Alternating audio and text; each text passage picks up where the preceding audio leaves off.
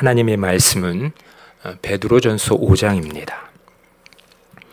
베드로전서 5장 5절에서 6절 말씀. 베드로전서 5장 5절에서 6절 말씀을 우리 한 목소리로 함께 읽습니다. 시작.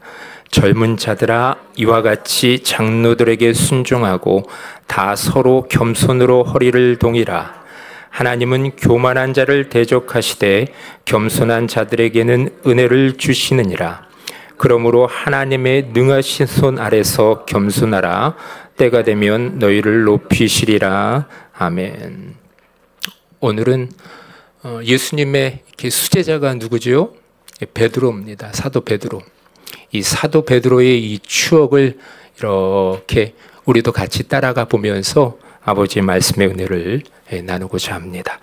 우리 옆에 분들과 먼저 말씀을 듣기 전에 다시 한번 이렇게 축복하고 인사했으면 좋겠습니다. 참 곱다 한번 이렇게 인사 한번 해주시죠. 남성분들은 참 멋있다로. 네.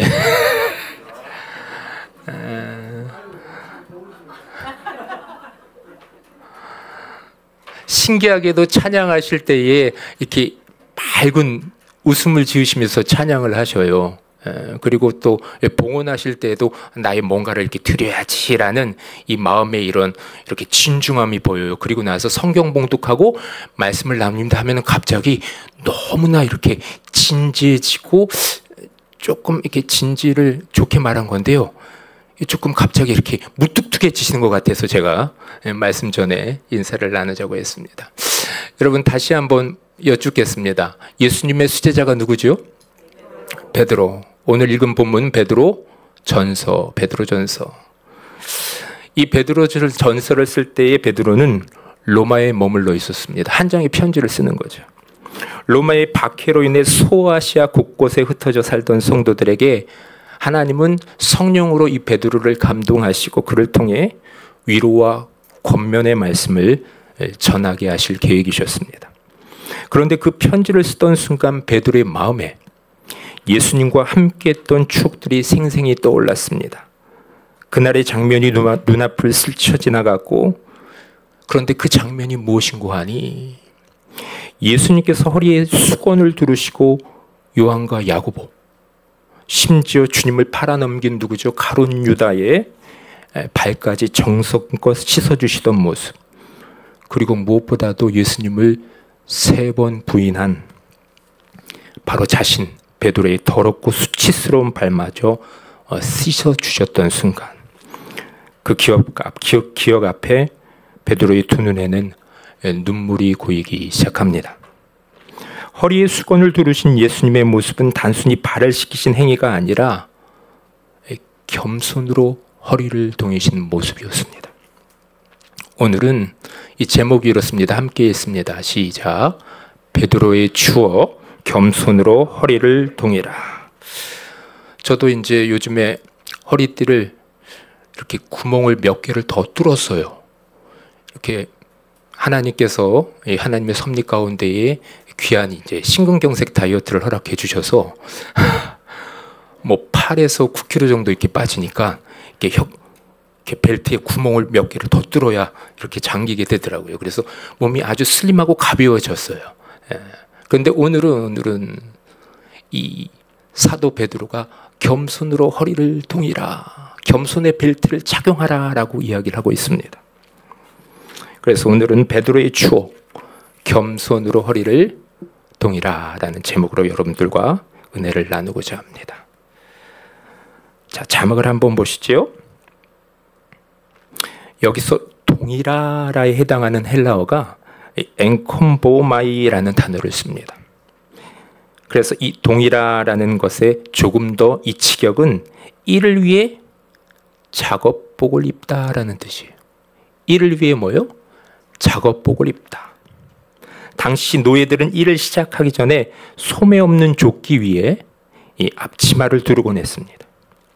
겸손은 바로 그렇게 하나님을 위해 반드시 먼저 입어야 하는 이 작업복이다라고 지금 사도 베드로가 이야기를 하고 있는 겁니다. 그러니까 작업복인데 하나님의 사역을 감당하기 위해서는 이 겸손이라는 작업복을 입어야 한다라는 겁니다. 아마 베드로는 편지를 쓰면서 최후의 만찬에서 예수님께서 수건을 두르시고 이 제자들의 발을 씻겨주신 장면을 떠올렸을 것으로 추정됩니다. 그래서 성도들에게도 겸손으로 앞치마처럼 두르고 서로를 섬기라라고 지금 권면하고 있습니다. 교회 안의 모든 관계 속에서 하나님의 일을 감당하기 전에 우리는 먼저 무슨 옷을 입어야 된다? 겸손의 옷을 입어야 한다. 베드로는 예수님의 삶을 바라보면서 겸손의 실체를 바라봅니다. 그는 겸손의 이 왕을 바로 곁에서 경험했습니다. 베드로의 추억, 그 첫 기억의 자리는 바로 우리의 발을 씻기시는 예수님의 모습이었습니다. 예수님께서 세족식을 마치신 후에 제자들에게 이렇게 말씀하십니다. 이 유진 피터슨의 메시지 성경으로 우리 요한복음 13장 12절에서 15절의 말씀을 우리 한번 같이 읽어보겠습니다. 시작. 내가 너희에게 무슨 제가 읽을게요. 자, 그냥 귀로 경청하시기 바랍니다. 요한복음 13장 12절에서 15절 버전을 유진 피터슨의 메시지 성경으로 제가 읽어드릴게요. 내가 너에게 무슨 일을 했는지 알겠느냐? 너희는 나를 선생이라 부르고 주라 부르는데 옳은 말이다. 내가 주여 선생인 내가 너희의 발을 씻어 주었으니 이제 너희도 서로 발을 씻어 주어야 한다. 내가 너희에게 모범을 보였으니 너희도 내가 한 그대로 하여라. 예수님께서 겸손으로 허리를 동이고 서로를 섬길 것을 몸소 보여주셔요. 그래서 우리도 삶의 자리마다 잠시 멈춰서서 지금 내가 어떤 옷을 입고 있는지를 확인할 필요가 있습니다. 혹시 교만의 옷을 걸치고 있지는 않은지, 예수님처럼 겸손의 옷을 입고 있는지를 여러분 하루 중간중간에도 살피시고 돌아보셔야 됩니다. 여러분 이렇게 하루를 살아가시다가 뭐 화장실에 들어가시거나 뭐 때로는 이제 거울이 앞에 있으면 옷 매무새를 이렇게 다시 한번 확인하시지요. 오늘 아마 주일 예배를 드릴 때에도 거울을 한 번쯤은 보고 오셨을 겁니다. 그와 마찬가지로 하루를 살아가다가 내가 지금 무슨 옷을 입고 있는지 그것을 점검할 필요가 있다는 겁니다. 특별히 이제 추석이 바로 코앞에 다가왔어요. 이 추석을 맞이할 때 이 아이들이 엄마 아빠가 이렇게 빔을 만들어 준다 그래요. 그래서 새 옷을 준비하듯 하나님께서는 우리에게 오늘 이 추석 준비하라고 겸손의 빔을 준비해 놓으셨습니다. 추석 빔, 겸손의 빔. 우리 하나님께서 예비하신 그 겸손의 옷을 입고 여러분 이 추석을 또한 잘 통과하시기를 축복합니다. 주님은 우리 모두에게 겸손의 빔, 곧 겸손의 새 옷을 준비해 두시고 우리를 참 미디에이터의 모습으로 세우기를 원하십니다. 과거 한 10년 전에 명절만 되면 저희 교구 권사님 한 분이 찾아오셨어요. 남편이, 제가 이제 지역 색깔을 이야기를 하는 게 아닙니다. 남편분이 이렇게 조금 딱딱하신, 경상도 분이 딱딱하다라고 이야기를 하는 게 아닙니다. 그분 남편분이 그러셨던 걸로 이해를 하시면 좋을 것 같아요. 정말로 남편이 완고하셨고 딱딱하셨고, 제가 서울대를 뭐라고 하는 게 아닙니다. 시댁의 모든 형제들이 다 서울대예요. 그런데 며느리도 다 서울대예요. 그런데 딱 그 권사님만 와이대입니다. 그런데 그 며느리 사이에서 그 와이대를 무시하더래요. 그리고 시댁에서 뭐 예를 들자면 식사를 하고 다가를 할 때 이야기를 하면 정치, 경제, 세계의 역사의 흐름, 이외의 다른 연애라든지 맛있는 뭐 맛집이라든지 이런 얘기를 하면 저거 도대체 무슨 이야기를 하는 거야? 라고 무시를 하는 그런 시댁이었던 겁니다. 그래서 시댁만 갔다 오면 초죽음이 되어서 오시는 권사님이셨어요. 그래서 명절 전에 안수기도를 받으러 항상 오셨어요. 매번 위로와 격려와 또한 권사님 중보할 게 그렇게 격려하고 위로하고 이제 추석 잘 보내십시오 그렇게 인사를 드렸는데 어느 날인가 권사님 한번 겸손의 옷을 입고 한번 가보시죠. 겸손의 옷을 한번 입고 가보셔요. 그렇게 권면했던 기억이 있습니다. 오늘 겸손이라는 주제로 설교를 준비하면서 좀 더 분명한 의미를 알기 위해 사전을 좀 찾아봤어요.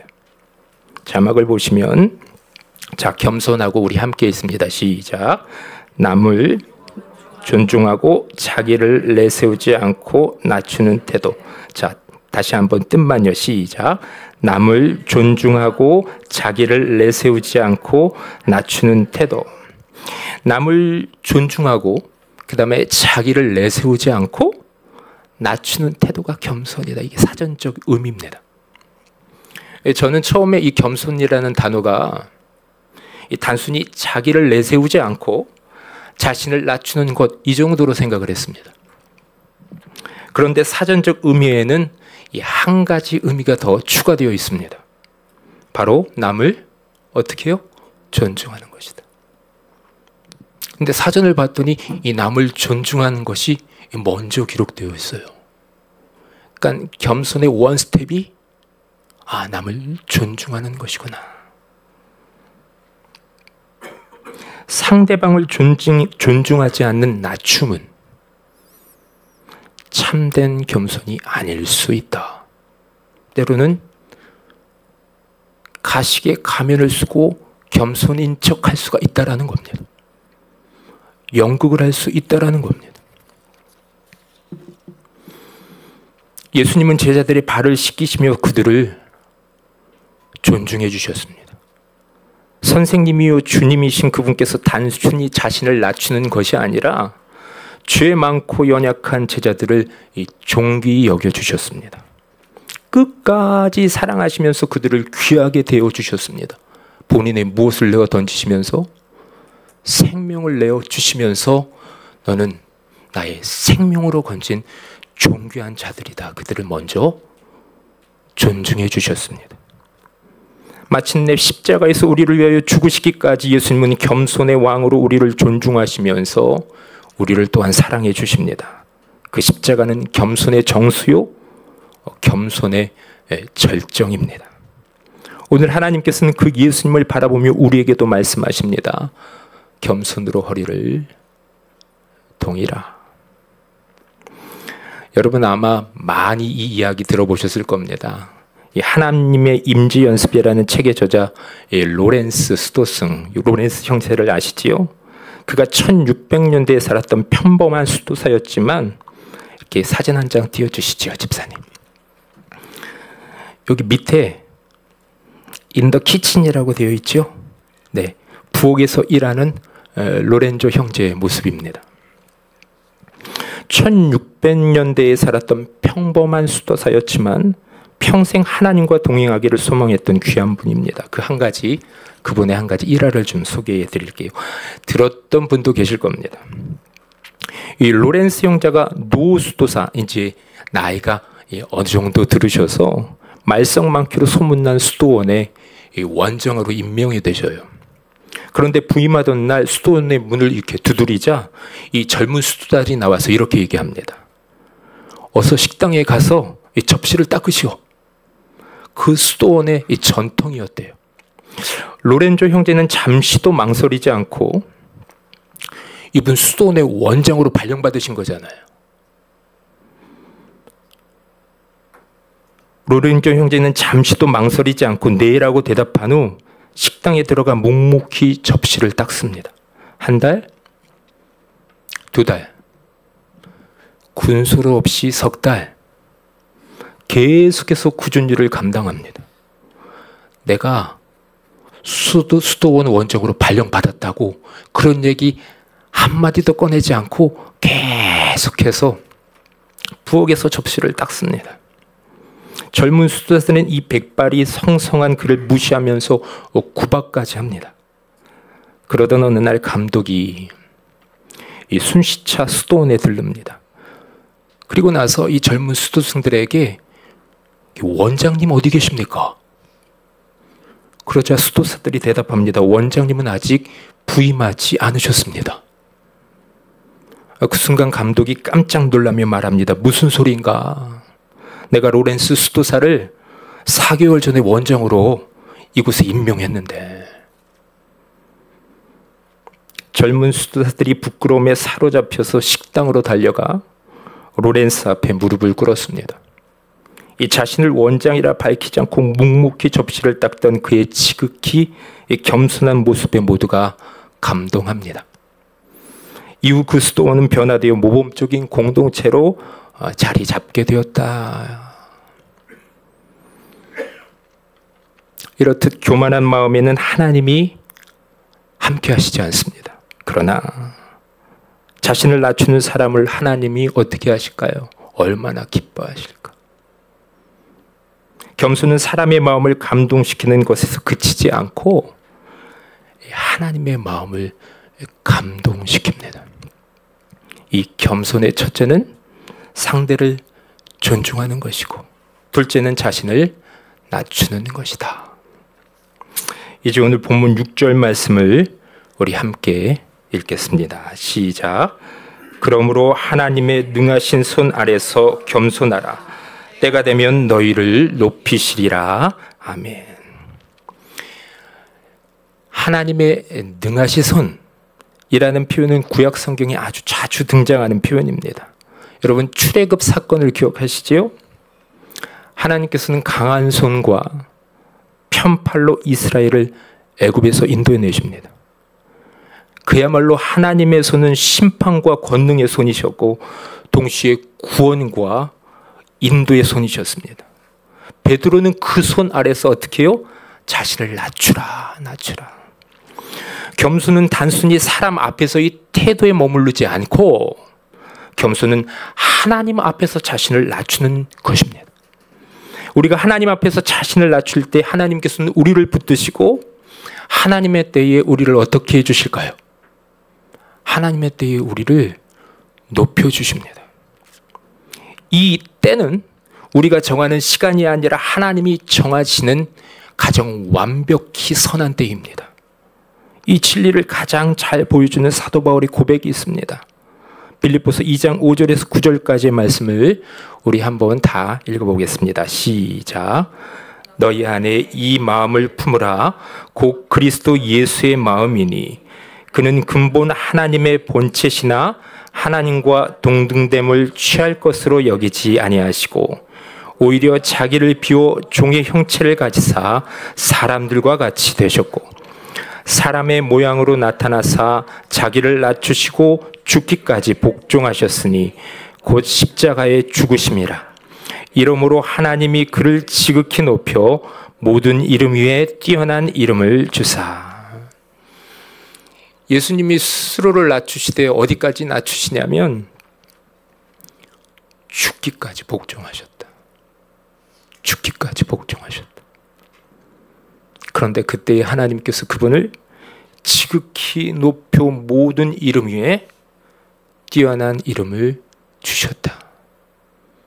여러분 이 찬양 아시지요? 모든 이름 위에 뛰어난 이름 예수는 주, 예수는 주. 모든 이의 이름 위에 뛰어난 이름을 하나님께서 우리 예수님께 허락하여 주셨습니다. 이것이 바로 겸손의 비밀입니다. 낮아짐이 끝이 아니라 하나님은 반드시 그분의 때에 남을 존중하고 사람들 앞에서 자신을 낮추고 하나님의 능하신 아래서 하나님 앞에서 겸손으로 허리를 동이는 자를 하나님의 때에 하나님은 그 사람을 어떻게 해요? 높여주신다. 여러분 하나님이 높이시면요 하나님이 그 사람을 붙들고 높여주시면요 낮출 자가 없습니다. 그래서 겸손은 손해가 아니라 하나님께서 우리를 친히 세우시는 길인 줄 믿습니다. 여기서 중요한 것은 이 겸손하라라는 이 명령이 이 단회적인 행동이 아니라 원문을 들여다보면 계속적으로 이 태도를 강조하는 이 현지형의 시제를 쓰고 있습니다. 항상 매 순간 하나님의 능하신 손 아래서 겸손하라. 여러분, 우리는 억지로 사람 앞에서만 낮아지는 자가 아니라 하나님 앞에서 기쁨으로 자신을 낮추는 자가 되어야 합니다. 왜냐하면 하나님께서 반드시 우리를 높이시리라는 약속을 믿기 때문입니다. 여러분, 베드로의 마음 한켠에는 늘 갈릴리 이 바닷가의 새벽이 남아 있었습니다. 부활하신 주님께서 숯불을 피우시고 제자들을 기다리시던 그 아침입니다. 예수님을 잃어버린 제자들의 마음 깊은 곳에는 시리가 가득 채워져 있었습니다. 이 주님이 잡히시던 날 밤 모두 도망치고 베드로는 3번이나 주님을 부인합니다. 그리고 베드로의 마음은 어땠겠습니까? 나는 이제 더 이상 주님의 제자가 될 자격이 없다. 절망감이 베드로의 마음을 짓누르고 있었습니다. 그래서 제자들이 베드로랑 같이 이렇게 고향에 와서 이렇게 물고기 잡고 있었어요. 잃어버린 옛 삶으로 돌아가려 했습니다. 그런데 아무리 그물을 내려도 그물에 물고기가 잡히질 않아요. 밤새 애썼지만 아무것도 얻지 못했습니다. 실패 위에 실패가 계속 더해지는 인생을 지금 경험하고 있습니다. 그때 동이 트는 새벽 해변에서 한 분이 이렇게 말씀하십니다. 그물을 배 오른편에 던져라. 어디서 들었던 낯익은 목소리입니다. 순간 순종하여 그물을 내렸더니 그물이 찢어질 만큼 고기가 잡힙니다. 베드로는 직감했습니다. 이분은 우리 예수님이시구나. 그는 곧바로 물속으로 뛰어들어 예수님께 달려갑니다. 그가 예수님께 달려갔을 때 예수님, 저는 아무래도 우리 예수님은 F지 않을까 싶습니다. 숯불을 피워놓고 거기에 제자들을 위해서 물고기를 굽고 계시네요. 물고기와 떡을 제자들을 위해서 준비해 놓으셨습니다. 실패와 절망 속에 있던 제자들을 위해 우리 부활하신 우리 예수님은 그들을 위해 아침을 준비해 놓으셨습니다. 부활의 영광을 드러내신 주님은 여전히 겸손히 섬기시는 모습으로 제자들을 맞아 주셨습니다. 그리고 그 자리에서 주님 베드로에게 물으시지요. 요한의 아들 시몬아, 내가 나를 사랑하느냐? 주님 아십니다. 또 물으십니다. 요한의 아들 시몬아, 내가 나를 사랑하느냐? 네, 주님이 아십니다. 요한의 아들 시몬아, 내가 나를 사랑하느냐? 3번이나 묻고 또 물으십니다. 3번 부인했던 베드로에게 3번 고백할 기회를 주신 것만 같아요. 숯불 곁에서 부인했던 베드로가 숯불 곁에서 다시 회복되었습니다. 부활하신 주님은 조반을 차려주시면서 겸손히 섬기셨고 그 섬김 속에서 베드로의 상처는 치유되고 사명이 회복됩니다. 겸손은 단지 자신을 낮추는 데서 끝나지 않고 참된 겸손은 다른 사람을 회복시키는 섬김으로 나아갑니다. 주님은 베드로를 다시 세우셨고 그를 교회의 반석으로 세워주십니다. 여러분, 이것이 베드로의 추억입니다. 여러분들은 이렇게 과거를, 또 여기는 이제 연배 많으신 이렇게 선배님들 또 어르신들도 계신데 이렇게 삶을 추억해 보셨을 때에 아, 맞다, 내 인생 가운데에 그분 참 예수님 닮으셨지, 그분 참 겸손으로 허리를 동이신 분이었지 하는 여러분들의 추억 가운데 인물은 누구십니까? 한번 오늘 댁에 돌아가셔서 아니면 차 한 잔을 마주시면서 우리 장로님 고승용 권사님에게 여보, 그때 그분 기억나? 고혜리 집사님, 김성성 집사님이 여보 그때 그분 참 겸손으로 허리를 동이신 분 아니었어? 한번 이야기를 한번 나눠보시죠. 그런데 베드로의 추억 가운데에는 제자들의 더러운 발을 씻어주신 예수님의 모습이 각인되어 있었습니다. 실패 위에 실패로 절망 가운데 계속해서 이제는 모든 것 소망이 없다. 제자들의 그 실패의 시간 속으로 들어오셔서 떡을 준비하시고 물고기를 구워내시면서 그들에게 조반을 챙겨주셨던 예수님의 겸손한 모습, 그 겸손한 모습이 다시 한번 제자들을 일으키는 놀라운 역사를 허락하여 주셨습니다. 겸손으로 허리를 동이라. 하나님의 능하신 손 아래서 겸손하라. 때가 되면 하나님이 너희를 높이시리라. 여러분, 겸손은 단지 자신을 낮추는 데서 끝나지 않고 겸손은 상대를 어떻게 존중하고 자신을 기쁨으로 낮추며 다른 일을 일으켜 세우는 섬김으로 나타납니다. 그리고 하나님은 그 길 끝에서 반드시 우리를 높여주실 거야. 내가 너를 높이리라 말씀하십니다. 오늘 이 말씀은 2000년 전 베드로의 편지에 머무르지 않습니다. 오늘 사는 우리 가정에도 교회에도 그리고 내 삶의 자리에도 주님이 주시는 하나님의 음성입니다. 여러분, 다시 한번 이 추석 명절 지내실 때에 겸손의 이렇게 빔을 입고 한번 걸어 나아가시기를 축복합니다. 그리고 주님의 제자로 한번 살아갑시다. 그러면 하나님께서 하나님의 가장 선한 때에 우리를 세워주시고 우리를 통하여 영광 받으실 줄 믿습니다. 오늘 이 말씀을 마음에 품고 주님 앞에 다시 결단하는 우리가 되기를 간절히 축원합니다. 겸손으로 허리를 동이라. 하나님께서 반드시 우리를 높여주실 것입니다. 아멘. 우리 함께 찬양합니다.